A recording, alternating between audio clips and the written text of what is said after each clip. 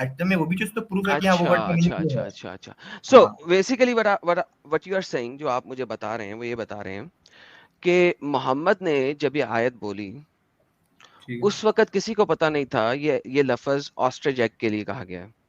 हम्म। और फिर तकरीबन 1200 साल 1100 साल के बाद जब दुनिया को पता लगा कि यार दुनिया तो गोल है, वो तो फ्लैट नहीं है, वो फैलाई हुई नहीं है बिस्तरे की तरह, तो उन्होंने कहा कि यार कुरान को सीधा करना है, इस लफ्ज का कोई और मीनिंग निकालते हैं।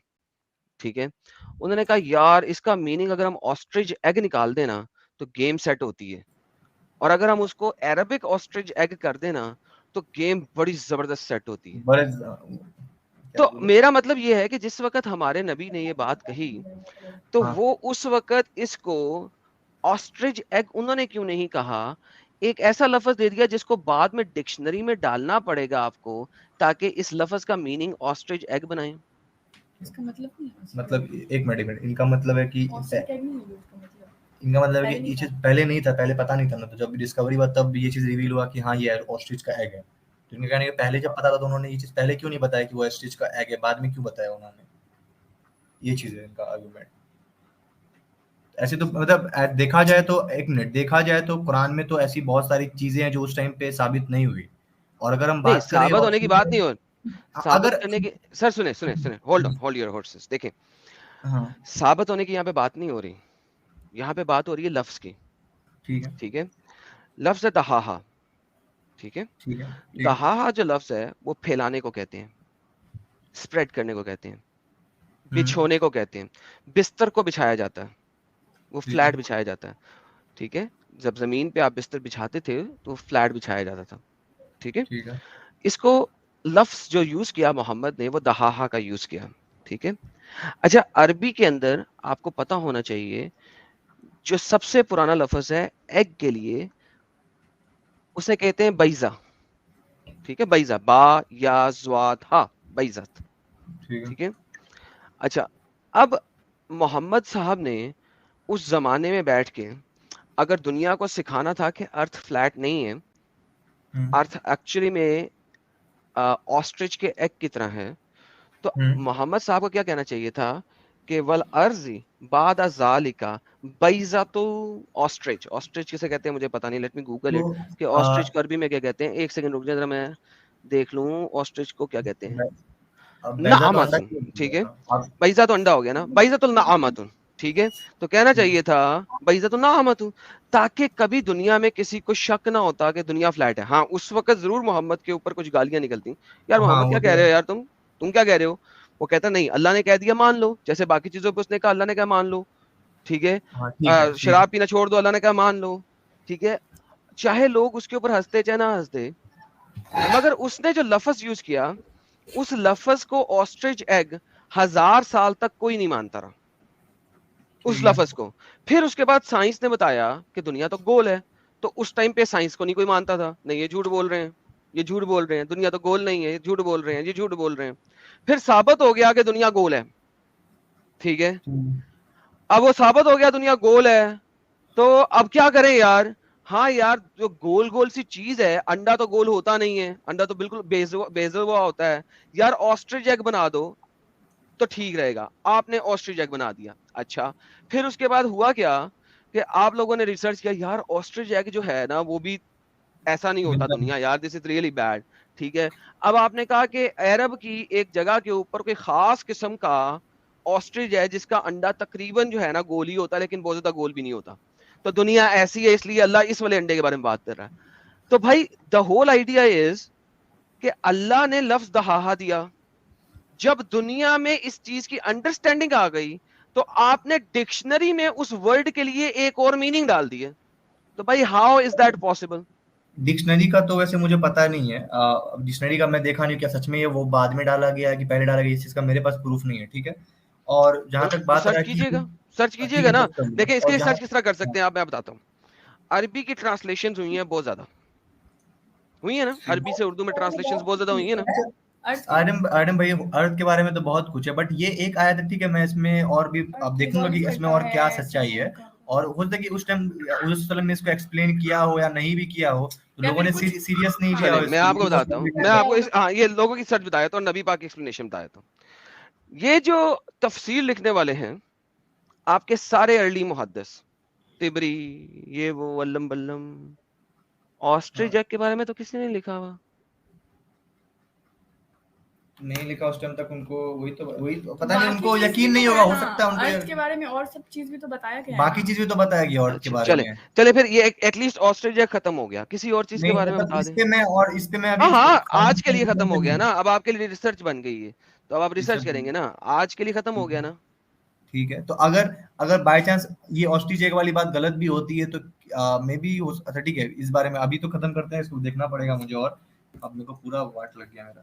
ठीक है, अच्छा मैं दो पॉइंट ये, चूंकि लंबा डिस्कशन हुआ और आप होमवर्क ले रहे हैं, अभी बात जो माफी फी की चल रही थी, इसमें 2 पॉइंट मैं रखना चाहूंगा। ठीक है, एक हदीस मेरे सामने है जो अभी थोड़ी देर पहले मैंने बताया था, ये सही बुखारी की हदीस नंबर 22 है। ठीक है, एक इसमें अल्लाह के रसूल क्या कह रहे हैं, आप सल्लल्लाहु अलैहि वसल्लम ने फरमाया, जब जन्नती जन्नत में और दोज़की दोज़क में दाखिल हो जाएंगे, अल्लाह पाक फरमाएगा जिसके दिल में राई के दाने के बराबर भी ईमान हो, इसको भी दोज़ख से निकाल लो। राई के दाने के बराबर भी ईमान हो, उसको भी निकाल लो, बिल्कुल दुरुस्त फरमाया। अच्छा ये मस्टर्ड सीड नहीं है, एक सेकंड, यहाँ पे भी मस्टर्ड सीड नहीं है, जरा ऊपर जाएं, इसके अंदर अरबी में देखें क्या लफ्ज लिखा हुआ है साहिल भाई, लफ्ज जर्रा लिखा होगा, जर्रा, अखरिजु मन काना फी कल्बिही मिस्काला हब्बतिन मिन खरदलिन मिन ईमान फयखरुजुना। अच्छा इस वाली में जर्रा नहीं लिखा हुआ, ठीक है, इस वाली में जर्रा नहीं लिखा हुआ, लेकिन आप इस वाले में जर्रा नहीं, ठीक है, उसको ही ले लेते ना अपन, सीड को ले लेते, मस्टर्ड सीड भी अगर ले लेते तो उससे बहुत बड़ा डिफरेंस नहीं बनेगा। बोलने का मकसद ये है शहजेब साहब और आपकी जो बहन है कशिश, हाँ देखिए यहाँ पे साफ साफ अल्लाह के रसूल ने कहा है कि जिसके दिल में राय के दाने बराबर भी ईमान होगा, उसको जहन्नम से निकाल दिया जाएगा। ठीक है, दोज़ख से निकाल के जाए। तो वो जो आपका आर्ग्यूमेंट था कि ये फलाने को कभी नहीं मिलेगी, ढिकाने को कभी नहीं मिलेगी, इस हदीस से वो ब्रेक हो गया। ठीक है, अभी कशिश का कहना है कि उसमें कुछ एक्सेप्शंस होते हैं। आप एक सपोज करिए कि अगर मैं हर हदीस के लिए एक एक चीज डिफाइन करूं कि जो चोरी करता था, जो नहीं करता था, जो सूद खाता था, तो वो एक जो बुखारी ऑलरेडी मोटी है, वो तो मतलब क्या बोलूं मैं, 10-15 मंजिलें मोटी हो जाती है। और दूसरी बात की केमिस्ट्री पढ़े, केमिस्ट्री में एक लॉ होता है जो सब पे वैलिड होता है, बट कुछ एक्सेप्शंस होते हैं जिसको साइड में डिस्कस किया जाता है। कशिश जी एक मिनट थोड़ा रुक जाओ प्लीज, हाथ जोड़ के। ठीक है मैं होल्ड कर रहा हूँ। ठीक है, कुरान की सूरह निसा की आयत नंबर 4 और आयत नंबर 48, ये मैं अपनी बात जो है वो पक्की करने के लिए सूरह निसा आपके सामने रखता हूं। ठीक है, सूरह निसा सूरह नंबर 4 आयत नंबर 48। ठीक है, ये लीजिए। ठीक है, विजिबल हो तो इन्नल्लाह ला यगफिरु अन युश्रिका बिही व यगफिरु मा दूना ज़ालिका लिमन यशा। Indeed, Allah does not forgive association with him, but he forgives what is less than that for whom he wills. And he who associates others with Allah has certainly fabricated a tremendous sin.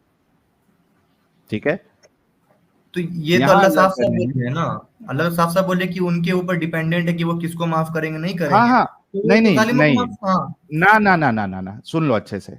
अल्लाह ये कह रहा है कि शिर्क ऐसा गुनाह है जिसको मैं कभी माफ नहीं करूंगा, उसके अलावा जो भी गुनाह हो सकता है मैं माफ कर दूं या ना माफ करूं। जरूर इंशाअल्लाह। ठीक है, मतलब आपको ये समझना होगा कि जो गुनाह कभी माफ नहीं होगा वो है शिर्क।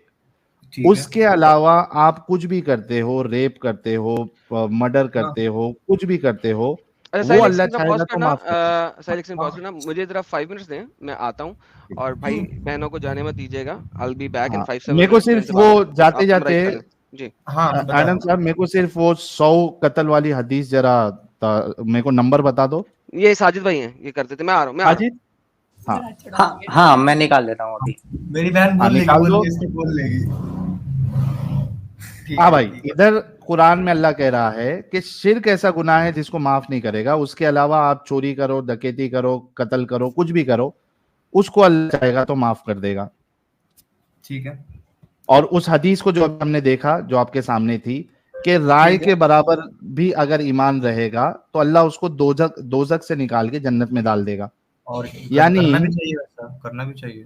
हाँ, उसने लेकिन अब करता है अल्लाह, वो मैं आपको दलील देता हूं। और आप जब से लॉजिक की बात कर रहे थे ना, आप दोनों जन, आप मुझे बताना कि लॉजिकली इस बंदे को सजा मिलनी चाहिए थी या माफी मिलनी चाहिए थी? ठीक है किसको? अजीत, मैं बता रहा हूँ, हदीस बता। वो सिलसिले हदीस सहिया में है और 3869, वो 100 बंदे वाली ना? बुखारी का रेफरेंस उसमें नहीं है? हाँ वो मुझे याद है, वो हदीस याद है। वो 99 कत्ल किया, एक उलमा के पास गया, उसको माफी मिल गया। ठीक है, एक चीज क्या तो लॉजिकली, क्योंकि आपको हदीस मालूम है, लॉजिकली और इंसाफ की बात क्या है, जिसने 100 कत्ल किया उसको सजा मिलनी चाहिए थी या माफी? ठीक है, ठीक है। एक चीज पहले मैं ऐड करूंगा। पहला चीज तो कि उसमें अल्लाह ताला पहले तो ये भी जो अब जो आयत बोले उसमें अल्लाह ताला ने ये बताया कि शिर्क के अलावा जो भी ला इलाहा इल्लल्लाह बोलेगा उसको अल्लाह ताला चाहे तो माफ कर सकता है। तो यहाँ पे पहला चीज पॉइंट तो ये है कि ये उन्होंने नहीं कहा कि जो शिर्क किया और जो नहीं किया वो सारी जन्नत में जाएंगे। उनका ये है कि जो शिर्क नहीं किया हो और जो बचे हुए हैं, जो ला इलाहा इल्लल्लाह पढ़ चुके हैं, ठीक है, उसमें से अल्लाह जिसको डिसाइड करेंगे उसको डाल सकता है। लेकिन जो शिर्क किया है तो अल्लाह चाह के भी उसको जन्नत में नहीं डाल सकता। ये भी तो बोलते हैं ये पहला चीज है, अल्लाह बेहतरीन फैसला करने वाला है। बेहतरीन फैसला, ये पहला चीज है कि अल्लाह एक चाहे राई के दाने के बराबर भी किसी के साथ नाइंसाफी नहीं होगी। तो अल्लाह बोल रहा है तो जो शिर्क करेगा उसको नहीं डालेंगे, लेकिन जो शिर्क नहीं किया है उसमें से वो अपने हिसाब से उनको जो मन करेगा उसको डालेंगे। ठीक है, कंडीशन। एक मिनट। अच्छा, अभी ये बताइए कि ये जो 100 कत्ल जिसने किया था उसको माफ करना चाहिए था क्या उसको सजा देनी चाहिए थी? जिसने 100 कत्ल किया था, है ना? देखा जाए तो मतलब इसमें बोलोगी तो बोलो, पहले तुम बोलो। सजा देनी चाहिए, बट वो अगर तो क्यों माफ किया अल्लाह ने? तौबा नहीं किया हो तब सजा देनी चाहिए। अगर वो इंसान तौबा कर रहा है और तौबा के कंडीशन से। अच्छा, मुझे एक बात बताओ बहन, मुझे एक बात बताओ। आपको अभी इसने एडम साहब ने पहले मिसाल दी थी, आपका बेस आर्गुमेंट ये है कि जिसने तौबा कर लिया उसको माफी मिल जानी चाहिए या उसको सजा नहीं मिलनी चाहिए। मुझे एक बात बताओ, वो अल्लाह के ऊपर मतलब यहाँ पे अल्लाह ने किया ना, आर्ग्यूमेंट क्या है? और वो अगर ये गुनाह करने के बाद अगर वो आर्ग्यूमेंट क्या है आपका?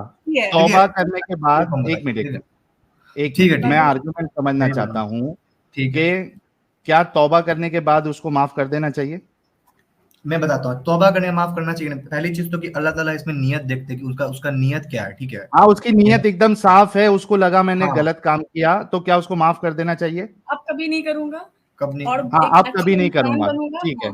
और जो तो माफ कर देना चाहिए आपके हिसाब से? माफी मांगूंगा। वो अल्लाह के ऊपर डिपेंड करता है मेरे हिसाब से। अल्लाह ताला अरे आपके हिसाब से क्या है?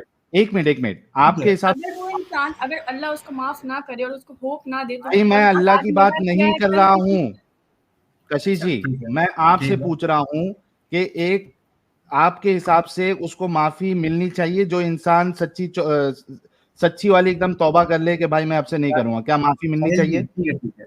देखिए साहिल जी, एक चीज मैं पहले बोलूंगा, उसके बाद मैं इस कंक्लूजन पे आऊंगा। पहला चीज तो कि जो दुनिया का लॉ है वो बिल्कुल अलग है। अरे मेरे भाई, मैं आपसे पूछ रहा हूँ कि जलेबी मत बनाओ दोनों जन। क्या आपके हिसाब से सिर्फ तौबा के बेसिस पे और एकदम साफ पक्की सच्ची उसने तौबा की, क्या उसको माफ कर देना चाहिए? मेरे हिसाब से तो नहीं करना चाहिए। बहुत शुक्रिया। दीदी के हिसाब से एक मिनट, मैं अल्लाह पे नहीं गया हूँ। दीदी के हिसाब से वो अल्लाह पे नहीं गया वैसे। हाँ ठीक है। दीदी के हिसाब से माफ करना चाहिए या नहीं करना चाहिए? नहीं, ऑब्वियसली नहीं करना चाहिए। Thank you so much. अब मैं आपको एक मिसाल देता हूं। और पहले आपका आर्गुमेंट ये था कि सच्ची पक्की तौबा कर ले तो उसको माफ कर देना चाहिए। अभी मुझे एक बात बताओ शहज़ेब आलिम साहब, आपकी एक बहन है जो आपके साथ है, फिर आपके रिलेटिव में और 5-6 बहनें हैं। एक सबसे कुत्ता इंसान, ठीक है, एक दिन एक के पकड़ के उसका रेप करता है और उसको कत्ल कर देता है, ठीक है, कत्ल कर देता है। क्या इसको माफी मिलनी चाहिए?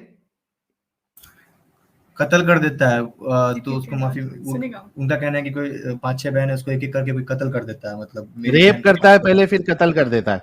अच्छा ये भी है, ठीक है, तो क्या करना चाहिए कशिश? इसमें भी सोचना पड़ रहा है।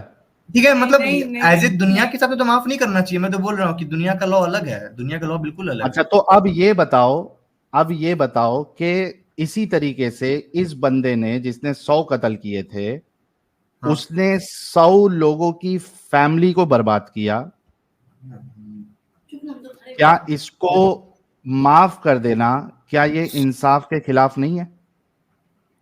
उसी तरीके से जैसे आपकी बहनों का कोई रेप कर दे और उसके बाद वो अल्लाह से पक्की सच्ची माफी मांग ले कि अल्लाह मेरे से गलती हो गई थी, मैं इन 5 बहनों का रेप कर दिया, लेकिन अब मेरे को एहसास हुआ गलत किया, मुझे माफ कर दे, और अल्लाह उसको माफ कर देता है क्योंकि पक्की सच्ची उसने तौबा की। जिस तरीके से उस बंदे ने 100 कत्ल करने वाले ने की थी, इसी तरीके से आपकी बहनों का रेप करने वाला भी पक्की सच्ची तौबा मांग रहा है और अल्लाह ने उसको माफ कर दिया।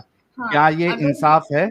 अगर वो सच में तौबा कर लिया है, ठीक है, तो अगर 4 के बाद 5वें फैमिली के साथ वो चीज ना हो, इससे बेहतर है कि इंसान उसको माफ कर दे, नहीं तो वो कल को फिर किसी और मतलब वो 4 रेप जो आप लोगों का, एक मिनट, यानी आप लोगों के 4 लोगों का एक बंदा रेप करता है और उसको बाद में वो माफी मांग लेता है, रेप करके कत्ल कर देता है और माफी मांग लेता है, तो आप कह रही है कि आपके हिसाब से उसको माफ कर देना चाहिए, ये इंसाफ है? क्योंकि अगर वो चौथे के बाद 5वीं फैमिली का भी फिर बर्बाद कर दे और अच्छा, चूंकि वो 5वीं फैमिली का रेप, मतलब इस डर से, एक मिनट, मतलब इस डर से, एक मिनट रुको यार, आपकी बात हम लोग सुन लिए, मैं समझना चाह रहा हूं। मतलब आप ये कह रही है कि वो 4 का रेप करके उसने मार दिया, अब उसको अगर माफी नहीं दोगे तो वो 5वीं छठी का रेप करेगा, इससे अच्छा है कि उसको माफ कर दो ताकि वो 5वीं छठी का रेप नहीं करे, और ये जो 4 लोगों का इनका रेप करके इनको मारा है वो उसको छोड़ दे, वरना क्योंकि अगर आप माफ नहीं करोगे तो वो 5वीं छठी का जाके रेप करेगा। ये इसका कहना है यार, तुम अजीब नहीं है, मतलब हाँ, तो ये एक मिसाल दिया गया, वैसे क्या बात है, ये तो फिर खत्म हो गया भाई। इसीलिए मैं कहता हूं, एक नहीं अभी मैं एंड अप नहीं हुआ, मैं हार नहीं माना हूं, मैं नहीं, हार की बात नहीं है, मैं आपको ये नहीं कह रहा हूं हार मानो, इसीलिए मैं कहता हूं गाइस, इसी वजह से मैं कहता हूं, आप सोचो कितना घटिया किसी की सोच हो सकती है कि वो 5 लोगों का रेप करे और उसको इस वजह से माफ करे ताकि वो 5वां ना करे। मेरा बात ये मैं नहीं बोला था, वैसे भी मेरी बहन बोली थी, मैं तो बोला हूं आपकी बहन बोली तो लोग सुन रहे हैं ना भाई, 5700 लोग आपको सुन रहे हैं, और ये बोलने के लिए बहुत अच्छा लगता है कि माफ कर दो। अगर वाकई में तुम्हारे घर पे किसी का रेप हो जाए ना, तो तुम्हारी पूरी फैमिली, तुम्हारे पूरे मोहल्ले वाले निकल के उसको मारने के लिए जाएंगे। यहाँ पे तो हमारे घर पे, एक मिनट से साहब, मैं एक मिनट रुक जाओ थोड़ा, नहीं तो मैं आउट ऑफ कंट्रोल हो जाऊंगा, प्लीज। रेप का तो छोड़ दो, अगर कोई हमारे घर पे हमारे घर वालों को, हमारी बहन को या किसी को सिर्फ गाली भी दे देना तो भी हम बर्दाश्त नहीं करते, हम घुस जाते सीधा।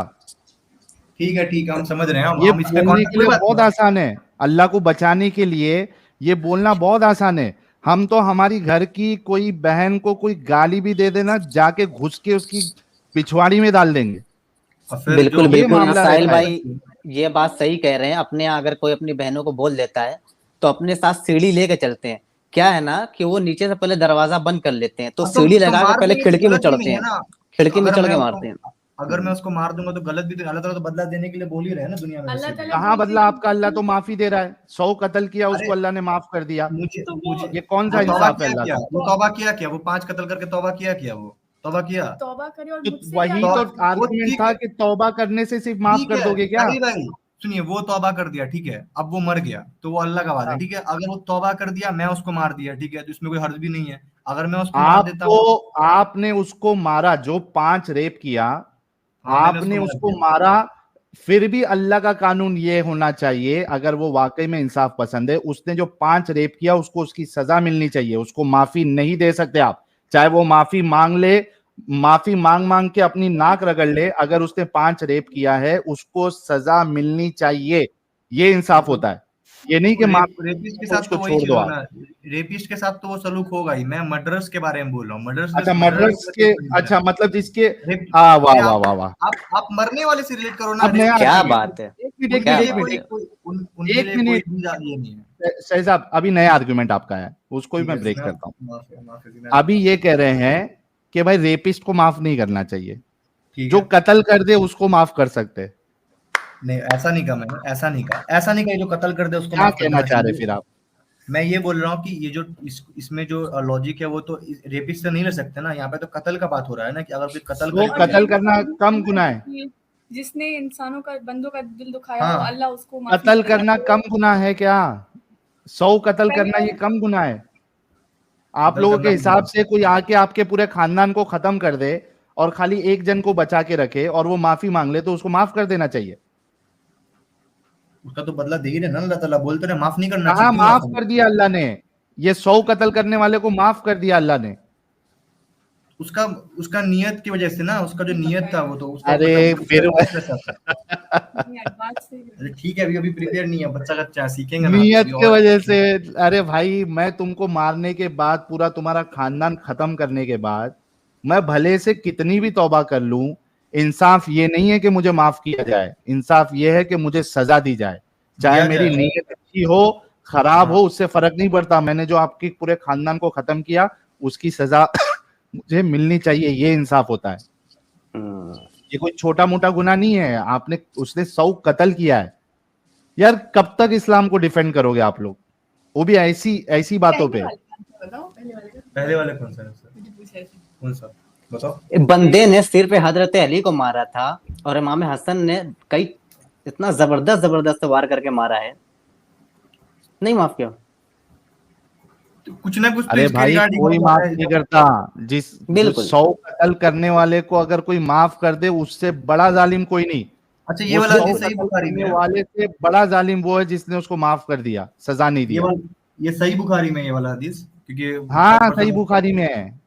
नहीं, मैं पूछ रहा था कल पर से, उन्होंने कहा कि ये तो एक कहानी था, वाकया नहीं था। क्या कहानी किसने बताई? कहानी तुम्हारे रसूलुल्लाह ने बताई ना। नहीं, वो तो बाद का कोई बुक्स में आया था। बाद का बुक्स में आया? अरे भाई हदीसों की किताब में है, तुम्हारे रसूलुल्लाह ने बताई है ये कहानी, बताई है। बट वो कह रहे थे कि कोई ये, अच्छा ठीक है, मेरे को पता नहीं, मैं तो पढ़ा नहीं हूँ कौन से वाले। देखो बहाने बनाने हैं ना नहीं, बहाने नहीं बना रहा हूँ मैं।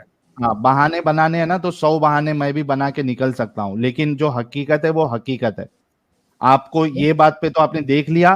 किसी दिन आप मेरे साथ जो है ना स्लेवरी के ऊपर जो भी आपके बेस्ट आर्गुमेंट्स है वो आप लेके आइएगा। इस बारे में जो अभी डिस्कशन हुआ ना, इसको जरा फिर से बाद में सुकून से आप दोनों भाई बहन, सुकून से सोचूंगा मैं, थोड़ा अच्छे से मैं एक्सप्लेनेशन देना चाहूंगा। ऐसा बात नहीं है जी कि हर चीज में मतलब मसलियत है और क्या। फिर भी मैं इतना डिटेल में गया भी नहीं था, बट क्या बोलूं, अलग ही रेफरेंस चल रहा है। नहीं, हमने आपको दिखा दिया ना भाई, अभी सोचो इस बारे में, गौर फिक्र करो। और जिस तरीके से ये चीज बताई है ना, उसी तरीके से मैं ये भी साबित करूंगा कि आपके रसूलुल्लाह और सहाबा स्लेवरी में इन्वॉल्व थे। उन्होंने स्लेव्स को बेचा, उन्होंने स्लेव्स के साथ डिंगी की, और ये आपने माना था कि इंसानियत के खिलाफ है। एक और नेक्स्ट टाइम आइएगा जरूर। हेलो, कुछ बोल रही है, बताओ क्या बोल रही है, बोल दो जो बोलना है तो बोलो ना, वहां बोलो ना। एक ये भी तो हदीस है कि अल्लाह ताला अपना हक माफ कर सकता है, नमाज रोजा ये सब, बट बंदों का हक माफ नहीं करेगा। बंदों का हक माफ कराने के लिए बंदे से माफी मांगनी पड़ेगी। जैसे आप रेप वाला केस बोल रहे थे, तो वो अल्लाह से तो तौबा करे ही, बट वो मेरे से आके माफी मांगे। अगर हम उसकी माफी नहीं देते तो ये हदीस बताना, एक मिनट, ये हदीस बताना, आप लेके आना, सिर्फ बोलने से नहीं चलेगा। और दूसरा कि जिन 100 लोगों का कत्ल किया, क्या अल्लाह ने उन सब से उस बंदे की माफी करवाई? अच्छा, मैं आ गया हूँ। ये पहले तो इनको ये वाली हदीस दिखा दे जो अभी आप बोल रहे हैं। ये ले पकड़े, ये वाली हदीस लें। अब आपको हदीस खिलवाते हैं जी। ये बुखारी की हदीस क्या कह रही है? 3222 क्या कह रही है, जरा पढ़ेंगे? The Prophet said to me, whoever amongst you will die without having worshipped other beside Allah will enter preside or will not enter the hellfire. The Prophet asked, even if I had committed illegal sexual intercourse or theft, he replied, even then. तो यहाँ पे ये जो है जो even if he has committed illegal sexual intercourse, तो यहाँ पे तो वो कंडीशंस है ना कि अगर वो तौबा करता है तो वो कंडीशंस कहाँ पे है condition? Where is the condition? Where is the condition? Can you please show me the condition? यहाँ पे नहीं है, बट कहीं और तो इसी से रिलेटेड होगा ना, इंटरप्रेशन ही तो मैं बोल रहा हूँ। अरे भाई आप मुझे, वही तो बात है, इंटरप्रिटेशन नहीं है ना। अब आप मुझे दिखाएं ना कौन सी इंटरप्रिटेशन है, यही जो आप मिक्सिंग कर रहे थे वो बताएं। ये तो ठीक है, इंटरप्रिटेशन तो कुरान में ही लिखा हुआ है। कुरान में क्या लिखा हुआ है कि अल्लाह सारे गुनाह को माफ कर देगा अगर शिर्क के अलावा अगर वो तौबा करे तो। ये कुरान में लिखा हुआ था ना, जो उस टाइम जब कौन सा आयत बता रहे थे? अच्छा, वो वहां पे तौबा कंडीशन डाली हुई है अल्लाह मियां ने? कहीं तो डाला होगा, मैं ढूंढ लूंगा, मैं ढूंढूंगा उसको। स्पेकुलेशंस है आपके। ये चीज मैं ढूंढूंगा। शिर्क के अलावा कोई भी गुनाह माफ होगा अगर वो माफी मांगेगा तो। ये कंडीशंस तो है ना, ये तो मैं बता दूंगा आपको ढूंढ के। अच्छा, आप ये भी पता करके आइएगा, एक और चीज पता करके आइएगा। ठीक है। जो मुसलमान है, ठीक है, ठीक है, वो जन्नत में जाएगा सिर्फ तभी अगर वो तौबा करेगा, वरना नहीं।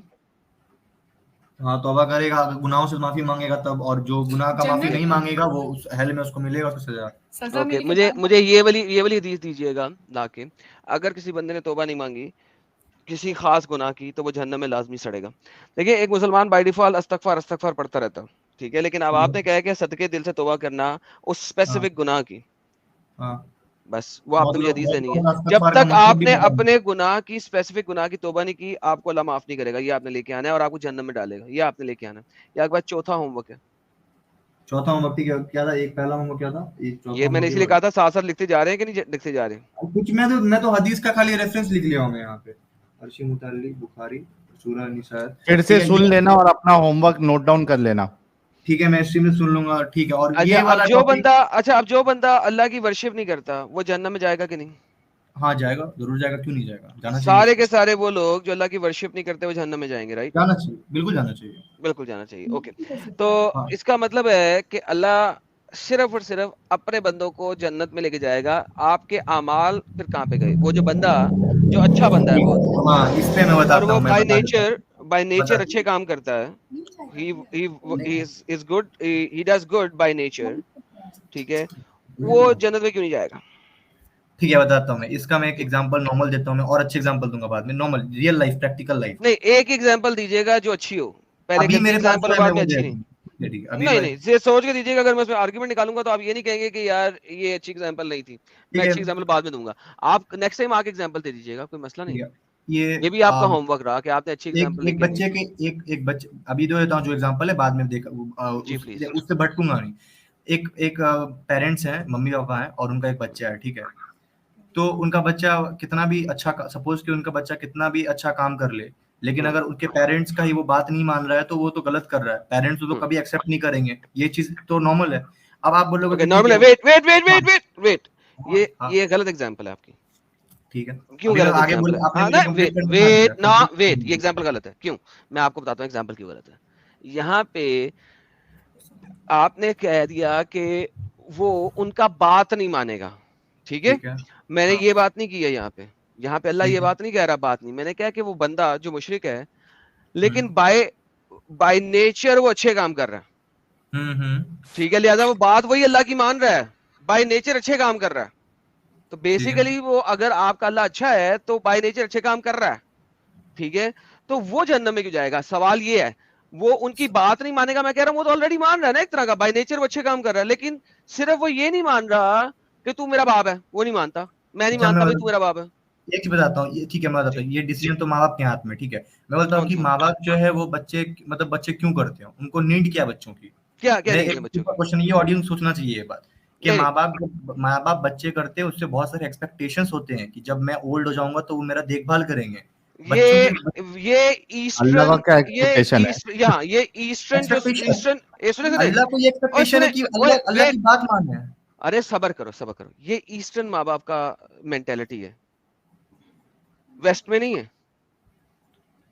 ये ईस्टर्न पेरेंट्स की मेंटेलिटी है, वेस्ट में नहीं है। वेस्ट में वो कहते हैं 18 साल के बाद get out of my house, go live your life, I don't care. मैंने अपने लिए कमाई की है और मैं अपनी सेविंग कर रहा हूँ for my old age, I don't need you. Go earn your life, go enjoy. जब कोई इवेंट आएगा आके हमें मिल लेना, खत्म, that's it, go let me live my life, you live your life. तो बात आती है, यहीं पे तो बात आती है, मतलब सही गॉड की और गलत गॉड की। सही गॉड तो एक्सपेक्ट करेंगे अपने बच्चे से, वो तो एक्सपेक्ट क्या करना चाहिए? एग्जैक्टली, ओके, एक्सपेक्ट क्या करेंगे कि भाई जीवन में अच्छे तरीके से जिंदगी गुजारे, that's it. Why Allah says कि जब तक तू मेरी इबादत नहीं करता तब तक तू जन्नत में नहीं जाएगा। तो वो जो पलरा है राइट साइड का और लेफ्ट साइड का, तो वो कैलकुलेशन तो खराब हो गई। अल्लाह तो अपना हक माफ कर सकता है। अल्लाह ये थोड़ी है कि जो नहीं माफ करता ना, शिर्क करने वालों को नहीं माफ करता है। शिर्क वाले को माफ कम कर रहा है। नमाज माफ नहीं है, बट शिर्क की बात हो रही है, नमाज की नहीं। शिर्क जो हमको पूरी दुनिया का लॉ सिखाया है, जिसने सिखाया है कि लाइफ को कैसे जीना है, हमको शिर्क की बात हो रही है, शिर्क की बात हो रही है। वही प्यार है जिसने हम जिंदगी जीने का तरीका सिखाया है, पूरा एक लॉ भेजा है कि कैसे जीना है, कैसे जिंदगी गुजारनी है, हमें उसका ही पता ही नहीं है, तो हम उसके लॉ को कैसे फॉलो करेंगे? अरे शिर्क की बात हो रही है इस वक्त, तो शिर्क ही तो बता रहे फॉलो कर रहा है वो। तो अल्लाह की बात को कैसे मानेंगे? मैंने कहा बाय नेचर वो अच्छे काम कर रहा है। देखिए अल्लाह की बात मानने के लिए तो वो भटक भी सकता है अगर उसको बहुत बड़ा वो भटका है। सुनो वो भटका 2-4 चीजों में भटक भी गया, लेकिन राइट साइड तो फिर भी उसकी हैवी है ना लेफ्ट साइड से। लेफ्ट साइड देखो, अल्लाह ने एंड में मीजान रखा हुआ है ना, तराजू रखा हुआ है, जिसके अच्छे काम राइट हैंड साइड वाले अच्छे होंगे उसको जन्नत डालेगा, और जिसके लेफ्ट हैंड साइड अगर ऊपर हो गई तो उसको जहन्नम डालेगा। तराजू है ना एंड में, लेकिन अल्लाह कह रहा है शिर्क वाले का मैं तराजू नहीं देखूंगा। आपने सेक्रेड गेम देखा है? आपने सेक्रेड गेम देखा है जो आया था, इसको क्या नाम था, स्क्विड गेम ना, जो चाइना में बहुत फेमस हुआ था। स्क्विड गेम देखा है आपने? नहीं, मुझे वो देखने की जरूरत नहीं है। मैं तो अगर नहीं देखा तो बहुत लोग देखे हैं, मैं वो एक बता देता हूं। I don't care about that. कुछ रूल होता है उसमें, स्क्विड गेम में कुछ रूल होता है। रूल क्या है? रूल ये है अच्छे काम ठीक है वर्सेस बुरे काम। अल्लाह ने तराजू एंड में क्यों रखा है? बाबा जी का ठुल्लू के लिए? किसने रखा अल्लाह ने तराजू? किस लिए?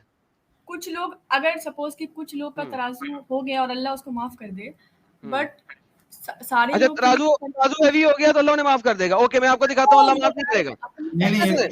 मैं आपको दिखाता हूँ, अल्लाह फिर भी माफ नहीं करेगा। ये देखिए हदीस किताब ब्रदर उसी के ऊपर बात कर रहा हूँ।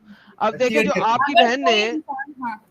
आपकी बहन ने जो लॉजिक में गेम डालने की कोशिश की ना, कि जिसका तराजू हैवी हो जाएगा ठीक है राइट साइड का, हो सकता है कि अल्लाह उसे जन्नत में डाल दे। मोहम्मद ने इस चीज को भी खत्म किया है। कैसे खत्म किया है? किताब तौबा के अंदर मोहम्मद कहता है कि अल्लाह क़यामत के रोज ये जो जरा अच्छे वाले जूस और क्रिश्चियंस होंगे ना, उनके ऊपर जो गंदे वाले मुसलमान होंगे ना, उनके गुनाह डाल देगा। ऐसा है? कहाँ लिखा हुआ है? ऐसा कहाँ लिखा हुआ है? माशाअल्लाह सुभान अल्लाह। ये देखिए किताब तौबा। सही मुस्लिम में ये आपके सामने है। There would come people among the Muslims on the day of resurrection with as heavy sins as a mountain. ऐसे बड़े बड़े गुनाह होंगे कि पहाड़ की तरह मुसलमानों के उनके गुनाह होंगे, लिहाजा जन्नत नहीं जा सकते। अल्लाह would forgive them, अल्लाह उन्हें माफ कर देगा। कैसे? He would place instead the Jew and the Christian, वो गुनाह जू और क्रिश्चियन के ऊपर डाल देगा। अबू रबा said, I do not know as to who is it in doubt, कौन है जो इसमें शक करेगा? जूस और क्रिश्चियन वैसे भी जन्नत में रहेंगे, वो तो वैसे भी जन्नत में जाएंगे। जूस और क्रिश्चियन जन्नत में जाएंगे। अल्लाह मियां जो है वो मुसलमानों के गुनाह भी उनके ऊपर डाल देगा। कि ले भी तुम्हारा गुनाह बहुत ज्यादा है, तुम्हारा लेफ्ट साइड का पलरा हैवी हो गया है, तुम्हारा गुनाह मैं पकड़ के यहूद और नसारा पे डाल देता हूँ, पकड़ो। अगर डाल भी दे, बट वो एट द एंड तो जहन्नम में तो जा ही रहे हैं ना। क्या लॉजिक है? ऐसा मत जा। ये क्या इंसाफ हुआ यार? जा ही रहे तो लोग मुसलमानों को फायदा करके जाओ। अब आप दोनों बहन भाई जो है ना जाके सोचिएगा। सुने अब आप बोलिए हेलो आइडेंटिटी क्राइसिस, चुप करो। अब आप दोनों बहन भाई जो है ना इस वीडियो को, इस पोर्शन को बार बार देखिएगा, सुनिएगा और सोचिएगा। मैं मजीद आपसे बात नहीं करूंगा इस आंसर के बाद। I will not speak with you any more. अब आपका काम ये बनता है, फिलहाल जाके देखिए, सोचिए आज की सारी डिस्कशन पे, और नेक्स्ट टाइम में ना थोड़ा सा अच्छा आर्ग्यूमेंट लेके आए।